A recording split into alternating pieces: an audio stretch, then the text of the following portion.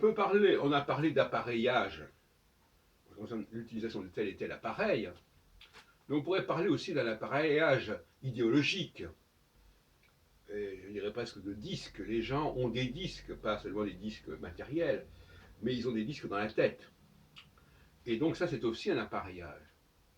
Et on s'en aperçoit bien lorsque quelqu'un vous récite un propos que vous avez entendu N fois, vous dites, bon, ben, c'est de l'appareillage.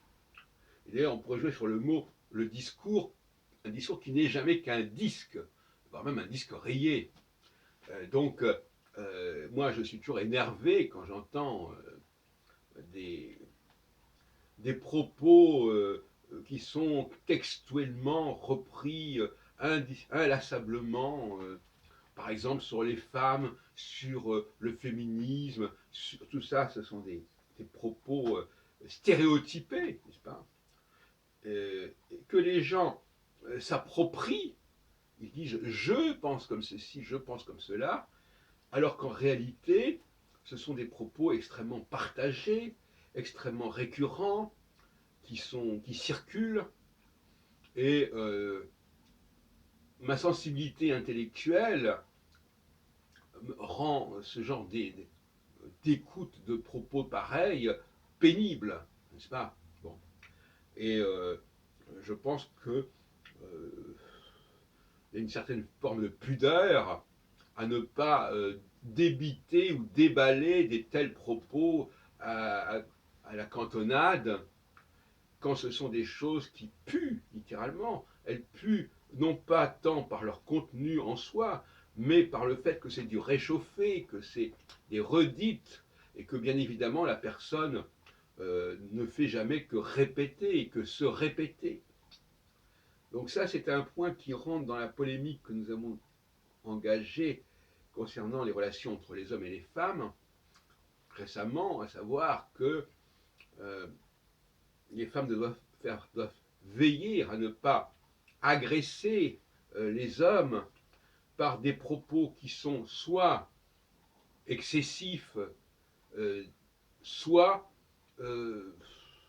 des propos qui n'ont qu'une valeur très relative parce que, comme je viens de le dire, ils ne sont jamais que des répétitions de ce qui a été dit depuis longtemps et par des tas de gens. Donc les femmes doivent veiller à la quantité et à la qualité de leurs propos quand elles sont avec les hommes. Entre elles, elles peuvent faire ce qu'elles veulent.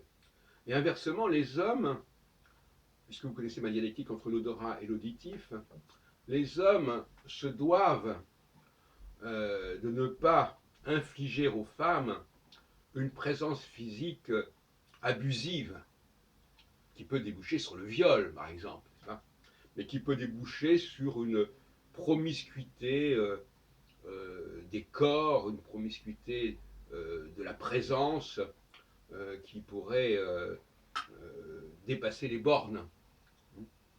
Donc voyez-vous, c'est ça que j'entends par une sorte d'agrément, d'agreement entre l'homme et la femme au sein du couple, c'est une forme d'homéopathie, c'est-à-dire il ne faut pas, une forme de dosage en tout cas, si on préfère, évitons de saturer l'autre d'informations et de propos souvent sans intérêt particulier, hein, tout simplement parce que les gens ont envie de parler, ont envie de débiter des choses, de soulager leur mémoire, voilà, de faire leurs besoins sur le plan de la parole. Bon, il ne faut pas non plus exagérer, les gens ne sont pas des poubelles.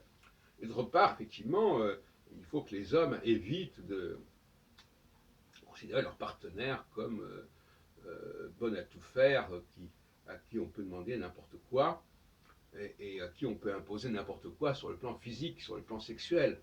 Voilà, il y a une question de bonne compagnie, de mesure à respecter, de modération, parce que le couple n'est pas une chose évidente, et dans le couple, on n'est pas avec son petit copain, ni avec sa petite copine. On va lui dire, quand je veux dire son petit copain masculin, masculin, ou sa petite copine féminin, féminin. N'est-ce pas? Et il est bon qu'une femme, justement, ait des amis, eux, pour qu'elle ne fasse pas la même chose avec ses amis, eux, qu'avec son partenaire masculin.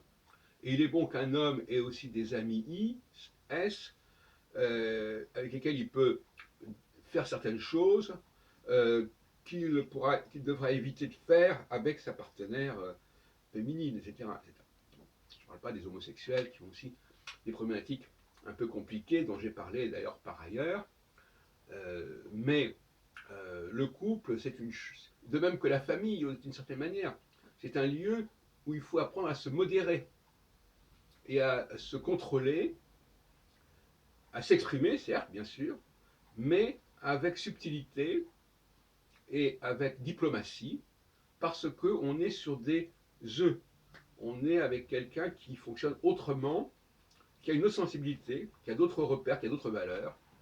On peut vivre avec, mais cela exige beaucoup de contrôle de soi dans la qualité et la quantité de ce que l'on émet et de ce que l'on apporte.